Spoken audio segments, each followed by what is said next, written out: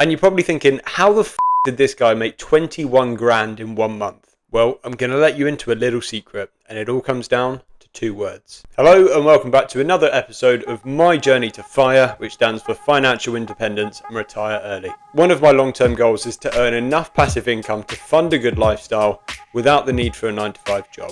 So in this video series, I'll be documenting how I'm investing my money to generate passive income streams from the likes of stocks and shares, savings interests, rental income and more. For those of you who watch this series, you've probably noticed a slight change in my portfolio size from 105 grand in August to 126 grand in September. And you're probably thinking, how the fuck did this guy make 21 grand in 1 month? Well, I'm going to let you into a little secret, and it all comes down to 2 words: money laundering. I'm joking, of course. I just realised that the value of my portfolio that I was sharing was only my stocks and shares. But considering my savings accounts also generate me passive income, that is technically part of my passive income portfolio. So I've just added those 2 numbers together. Anyway, speaking of stocks and shares, September has been my best month ever for stocks and shares dividends, and I've been absolutely loving it. To put things in perspective, I've been loving it more than Keir Starmer loves his sausages. I call again for an immediate ceasefire in Gaza. The return of the sausages. Not only that, but in September, I made some big changes to my property investing strategy, which I'll delve into in the video. But first up, let's take a look at the dividends I received in my stocks and shares ISA portfolio. For most publicly traded companies, September represents the end of a quarter. And for some companies, it also represents the end of half of their financial year. This means that a lot of companies that end up paying biannual dividends end up paying those dividends in September. And fuck me, did we have a good month this month. I received dividends from 10 different companies and bonds in September, which totted up to £858. And this was made up of £13.30 from Unilever, £22 from an all-world tracker fund, £35 from Shell, £37 from Legal and General, £44 from Lloyds Bank, £48 from an S&P 500 tracker, £49 from a government bond, £122 from BP, £155 from Rio Tinto, and £330 from the FTSE 100 tracker. And as you can see from this graph, this takes the monthly average up to £304 per month. This also brings my total dividends for the year up to about £2,700. I also find it really useful to track my progress by comparing my dividends to previous years. And what you can see from this graph is that my dividends have increased by an average of 32% per year. We're looking at dividends from January to September. And there's 2 great things about receiving dividends. The first one is that all of that money can just be reinvested back into the stocks and shares ISA to compound over time. So basically your money is growing exponentially. And this is why you get investors like Warren Buffett that say that compound interest is pretty much the 8th wonder of the world. And the second great thing about receiving dividends is that because all of this money is in an ISA, I don't have to pay any tax on it. And this just means that I don't have to pay any money to those window lickers in the government who will inevitably end up pissing that money up the wall.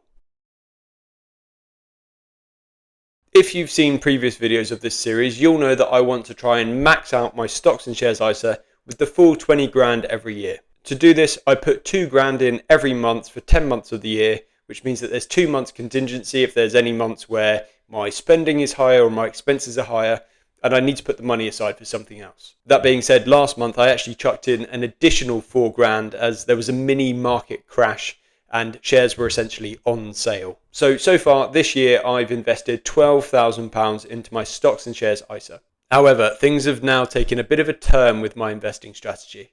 I've decided I'm going to put the remainder of my ISA allowance into a cash ISA with Zopa, paying 4.8% instead. So far I've invested £8,000. The reason for this is that I've decided I want to buy a house. So I want to start mitigating my risks when it comes to investments. The last thing I'd want to do is build a big pot of cash in my stocks and shares ISA as a deposit for a house.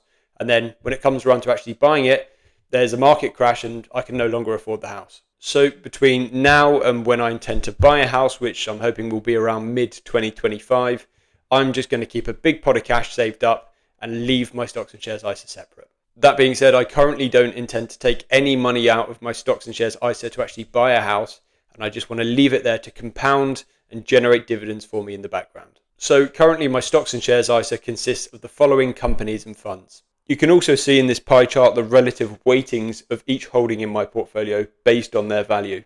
And at the end of September, these stocks and shares were valued at somewhere between £105,000 to £106,000. So not including the money that I've invested myself, the value of my stocks and shares portfolio has increased by about £8,400 since January, which is about 8%.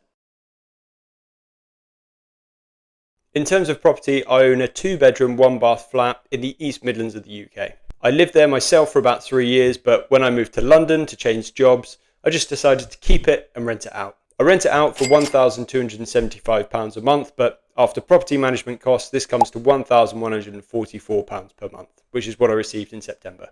To be honest though, after rent, bills, council tax, that income from property barely covers my half of the rent here in London, which is just another reason why I've decided to leave and buy property elsewhere. And it's just because demand for housing here in London is fucking sky high at the moment. The average number of viewings for a rental property here in London is 20, meaning that if you want to find somewhere to live, you have to offer over the asking price, and that's just to rent. It took me 5 months to find somewhere to live in London. I know people that would happily pay their entire paycheck just to rent out a 1-bed, 1-bathroom, shitty garden shed of a flat that they share with 15 other people just so they can live in London. Might be exaggerating a little bit there, but you get my point. Personally, I'd much rather leave London, pay the equivalent of what I'm paying now on rent on a mortgage, because at least then it becomes an investment. And whilst it will be quite a while until I end up buying somewhere, I do have quite a few splinters up my arse from sitting on the fence about whether or not I should sell my flat in the East Midlands. If I sold the flat, I could put down a bigger deposit, which would mean less of a mortgage, and then I could save up money again more quickly. But if I keep it, I could still get that extra bit of monthly income, which really helps with that financial security. One thing that I'm quite concerned about is what the Labour government are going to announce in their autumn budget at the end of October. I've just got this feeling that they're going to come after landlords with more taxes, and this is just going to make renting out property an even more difficult way to make money. If you don't know what the autumn budget is, I would strongly recommend watching this video, as it talks about how it affects you, your money, and the taxes that you may have to end up paying. That being said, if you're averse to foul language, I would steer fucking clear, because I can get a bit animated when I talk about the government. Anyway, this brings my total rental income for this calendar year to around £8,900. This money is after expenses but before tax, so unlike the money in my stocks and shares ISA, I will have to pay tax on this passive income. Last up, we have interest. For my savings accounts, I personally like to use Zopa. Zopa are an online-only bank and offer pretty competitive rates on all of their investment products. I used to keep everything in an instant access savings account, paying 4.3%, and whilst I do still have a bit of money in there, I've changed my strategy a bit here. As I mentioned earlier, I opened up a Zopa Cash ISA, which currently pays me 4.8%. I've stuck 8 grand in there, and I'll eventually use that to help me pay a deposit towards a house. I've also decided to open up a 7-day notice period ISA, paying 4.33%. And the main reason for this wasn't because of that extra 0.03%, but if my phone or my laptop got stolen and they hacked into my Zopa account, that money is not accessible for 7 days. And 7 days gives me plenty of money to contact the bank and say, do not release that money. Also, 7 days is a short enough period where if there was some sort of emergency and I needed cash very quickly, I could withdraw that money and it would only take a week. So at the start of the month, I had around 21 grand across all of those 3 accounts, which paid me about £75 in interest. This brings my total interest on instant access and short-term period notice savings accounts to around £467. In addition to these, I had a couple of 12-month fixed-term savings accounts expire this year. One of these fixed-term accounts expired in January and paid me £640, and the other one expired back in July and paid me £600. This brings my total interest from all savings accounts this year to over £1,700. The interest generated from these standard savings accounts will be liable to tax, but all of the money in the cash ISA is tax-free.